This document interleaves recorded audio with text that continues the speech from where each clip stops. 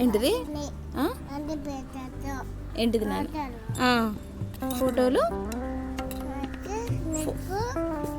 ఫోటోలు రువాన్స్ ఏంటిది తీయద్దా ఎందుకు తీయద్దు ఎందుకు తీయద్దు ఎందుకు తీయద్దు తీయద్దా ఎందుకు తీయద్దు నీకు ఇష్టం ఉండదా కన్నయ్య చెప్పు నీకు ఫోటోలు తీసి ఇష్టం ఉండదా